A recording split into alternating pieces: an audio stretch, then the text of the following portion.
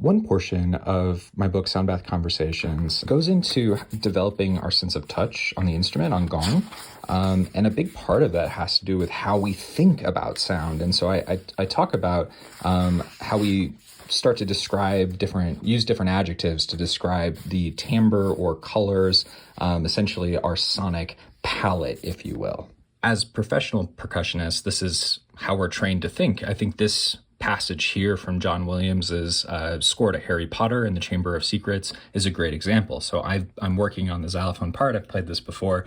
The xylophone is essentially this passage: soft sticks, silvery, coloring the flutes, gently color the flutes. So what are the adjectives here? Well, soft, gentle, silvery, flute. Even though a noun, I think to describe something as, flute-esque, flutic, is our goal. So how do we achieve this?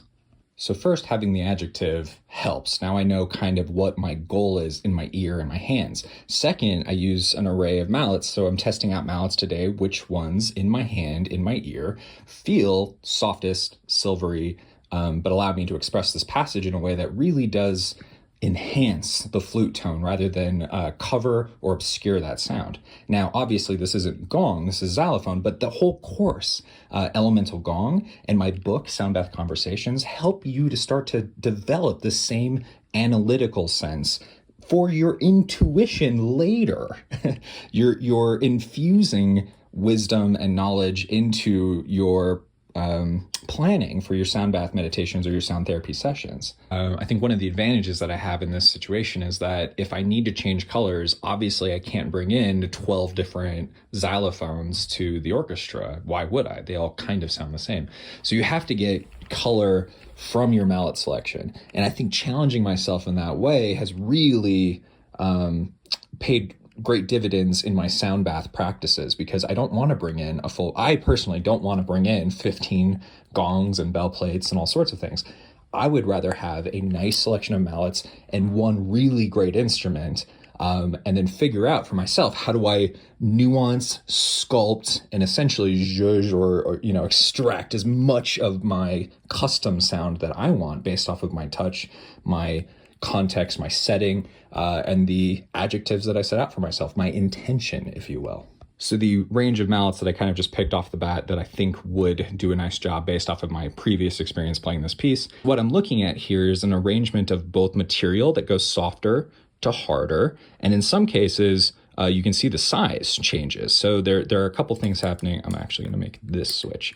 So this is a gradient here of softest to most articulate for this passage. Soft sticks, gently, silvery, coloring the flutes.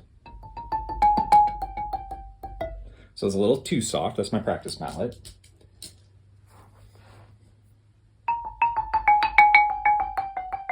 This is a two-tone. I remember using this last time. I think I need to replace the latex, but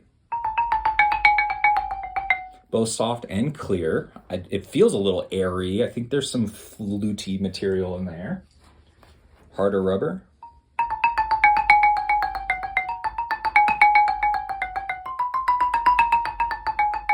That might be okay. It depends on the hull. It might not be clear enough. This is still soft rubber, but a little larger head, you can tell. So the same process works with gong, with singing bowls.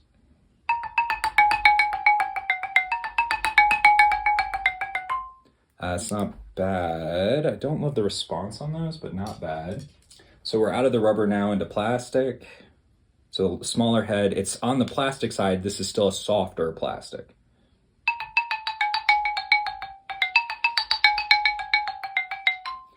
For my ear, that's a little thin, but because the silvery texture is actually the spider webs for Aragon's family, coming down, on all their silky spider webs, that might be okay.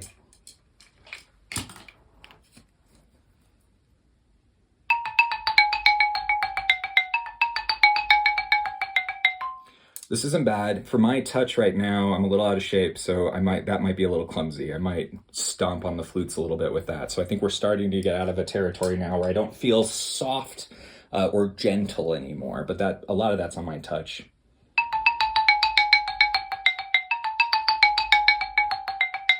I like that darker quality. So this has a darker quality. I like that. I don't know that that qualifies in my mind as silvery.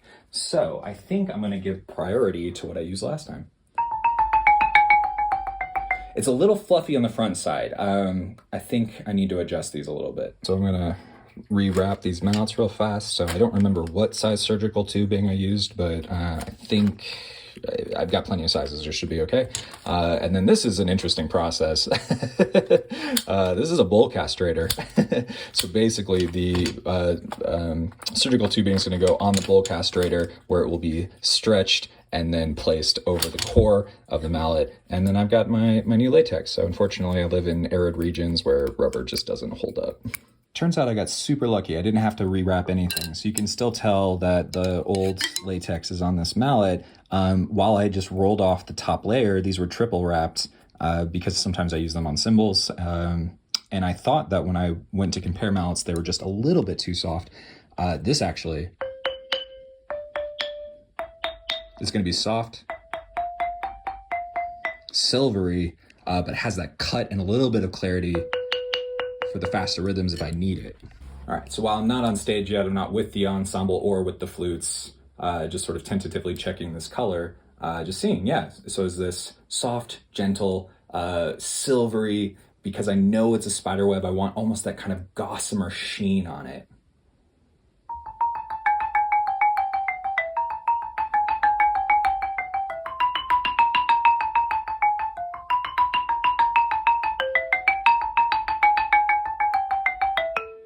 All right, I got a little sticking work to do. But I think as far as a color goes, I think that gets us there. So if you found this interesting, I mean, this is a lot of behind the scenes work for orchestral players that many people aren't aware of when they come. And I talk about my entire process just like this in Sound Bath Conversations. And so from a professional percussionist who really does think about like not only the percussion, but the energetic, you know, the meditation side there.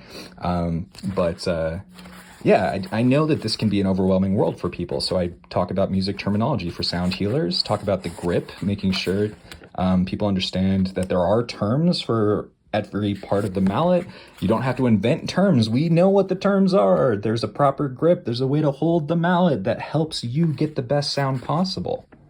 And additionally, all of the exercises to practice in the back. So, if you're interested in taking your percussion for sound bath meditations, for your own self-healing practice, for your clients, I highly recommend this book for you. I put it together specifically for non-musicians, non-percussionists. Here's a mistake I see a lot, the fishing rod. My course, Elemental Gong, also talks about this exact same process, but specifically for gongs and gong baths, and how do you start to pair the sound in your mind's ear with your instruments for your sonic expression, for yourself, for your clients, and ultimately for nervous system regulation, meditation, relaxation, peace, serenity, and boy, do we need it right now.